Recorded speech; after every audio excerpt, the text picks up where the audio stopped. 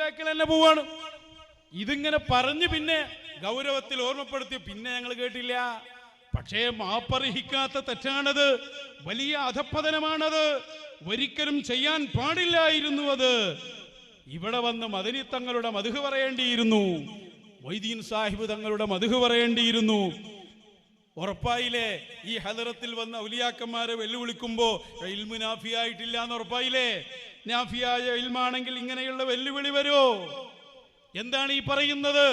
അതുകൊണ്ട് മദനി തങ്ങളുടെ ഹദറത്തിൽ വന്ന് അഖ്താബീങ്ങളെയും ഔലിയാക്കളെയും വെല്ലുവിളിച്ചത് കൊണ്ട് തിരിച്ച് ഞാൻ ഒരു വെല്ലുവിളി അങ്ങോട്ട് നടത്തുകയാണ്. അതെന്താണെന്നറിയോ? ഈ അഖ്താബീങ്ങളെ മുഴുവനും നിങ്ങൾ വെല്ലുവിളിച്ചില്ലേ?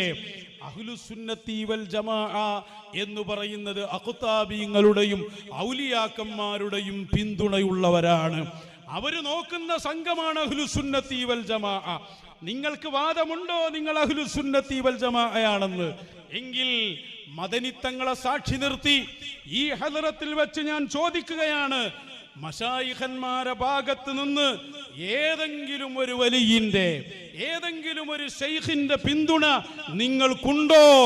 ഉണ്ടെങ്കിൽ ആ വലിയിന്റെ പേരൊന്ന് പറയൂ. ചോദിക്കുകയാണ് ഞങ്ങൾ.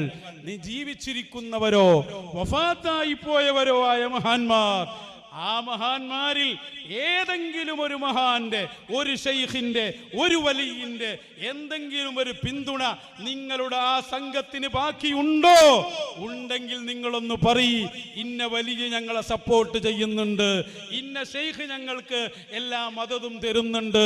ധൈര്യമുണ്ടെങ്കിൽ പറയ്.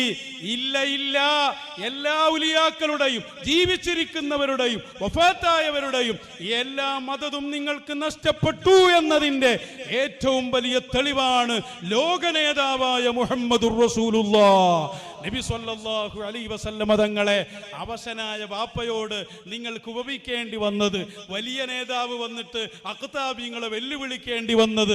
അതുകൊണ്ട് ഈ വെല്ലുവിളി ഞാൻ ഇവിടെ ആവർത്തിക്കുകയാണ്.